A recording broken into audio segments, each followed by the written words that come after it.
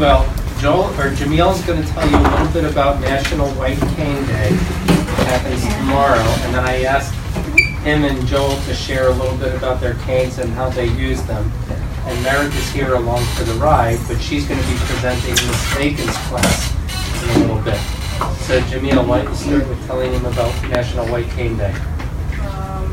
It's a day where blind people like myself is celebrate like how does like their cane help them. Okay, and can you go a little bit more about why they do that?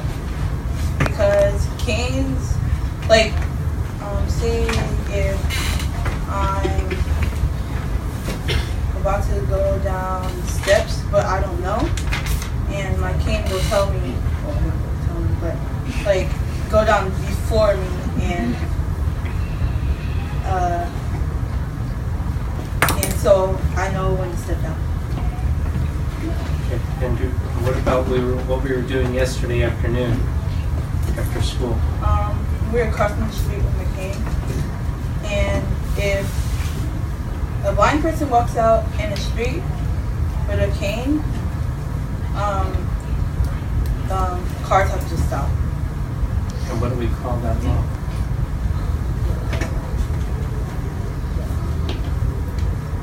They just learned about it this morning. Yeah. The white cane law? White cane law. Okay. So if cars see, if anybody sees a person with a white cane anywhere in the street, it's a national law that they have to stop. Okay? Hold on. We'll get to that. Okay, Joel, do you want to talk about your cane? Because your situation is a little bit different than Jamil's.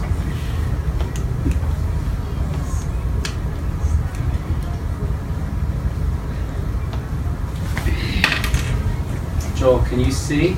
Yeah, I can see only I can see 20s, but let's see. Remember about how you liked to look down a lot? Oh yeah, I was learning how to use the cane, and I wasn't crossing the cane, and then I had to look down to try to come on the steps. I had to look down and look everywhere down, but now I the cane helps me it tells me what to do. No, doesn't. Their canes don't actually talk. But your cane is your... My eyes on the ground. And then my real eyes, my eyes on the, you see in the front or sideways. Yeah. So his cane is his eyes on the ground so that he can use what residual vision he has to see things that are moving and around him this way. A lot of times people that have vision problems, they look down and then they're not paying attention to anything else. So that's why some people, even though they have some vision, they still need to use a cane. Okay? So like me, I have to use a cane because I always have to look forward and to my sides. So that is why I get a cane to feel stuff that is on the ground. Mm-hmm. Mark, do you want to say a little something? You can, we have time. She's just happy to be here. Okay, you asked a good question, Blake. Since he has a white cane and that's the law, but he has a blue cane. So what's that law? Well, all along, ever since the cane was invented for blind people, it has always been white with a red strip on the bottom. Here, can I hold yours up? Except hers is hot pink. But this was red. This is reflective. If you saw her cane out on the street at night, the lights from the cars would pick it up and it would reflect. Well, somebody along the way, one of the cane companies that makes them, decided to start making designer canes. And so now you can get them in blue, you can get them in purple, you can get them I've seen pink. zebra stripes. Huh? I've seen Zebra- zebra stripe ones. zebra stripes, To all go with kinds of everything. customized canes. Now, it's true that they're not white, but they are still what's called a mobility cane.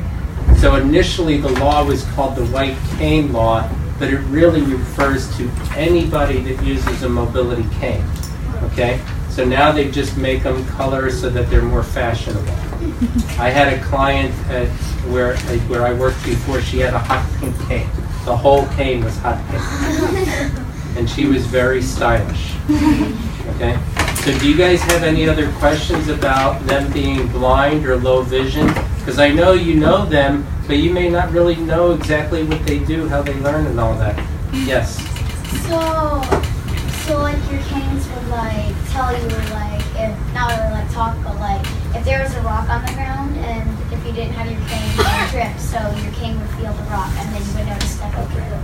The canes, like when they hit something, I think it's like they vibrate a little bit. That's exactly what happens. If they vibrate in my hand or in Camille's hand, then the girls there's something in the way. Okay, call. So they don't know. Esther? Joel, so you can see colors, but Jamil can't. No, Julia's 100% blind.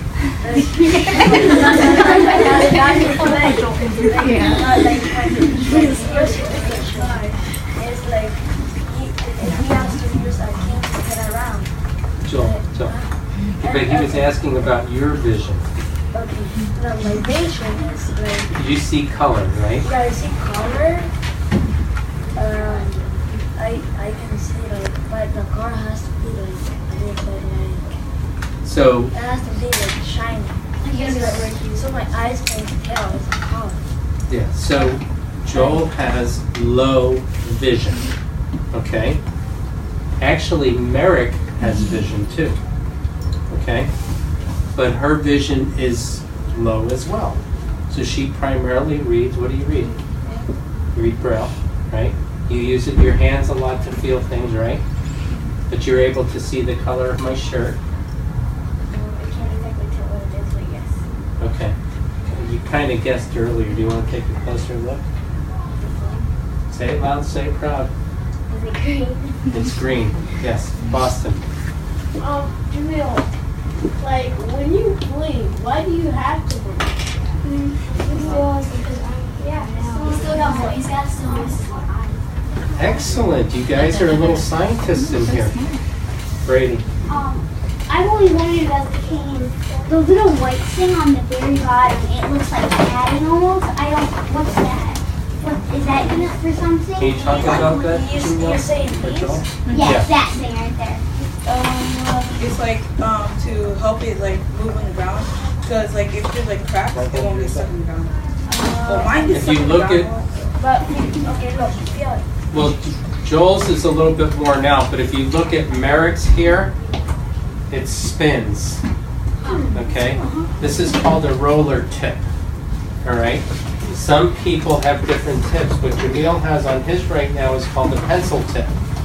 Okay? It's thin and that's the most efficient tip. But for people that don't like to be lifting their cane, like sometimes if they are a little bit weak, sometimes little kids get the roller tip first and it just glides along the ground. Okay, and you can feel the bumps up and down. Okay, there's that.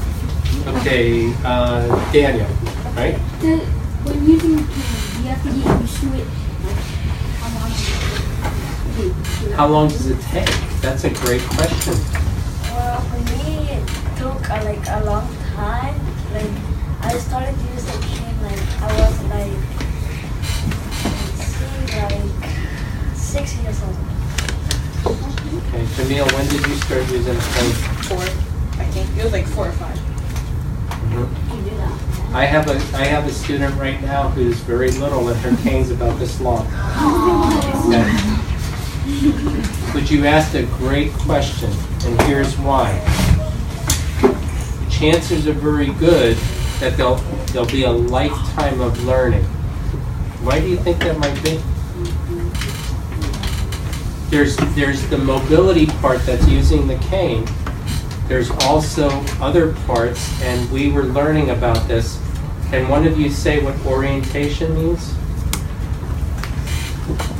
Eric? Tell them. Knowing where you are in space. Knowing where you are in space. And mobility means, Jamil? Mobility means how you get there. Moving through that space, right?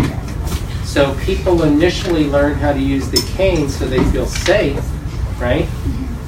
But the orientation part is lifelong because, right now, these guys are all here at Garrison Dean Elementary, but when they go on to middle school at A.G. Wright, that's going to be a new travel environment, okay? And then Jamil is already learning how to travel in neighborhoods and cross streets, and so that's a new experience. And when they go to college, they'll have to be oriented there as well, and so it's kind of a lifelong process.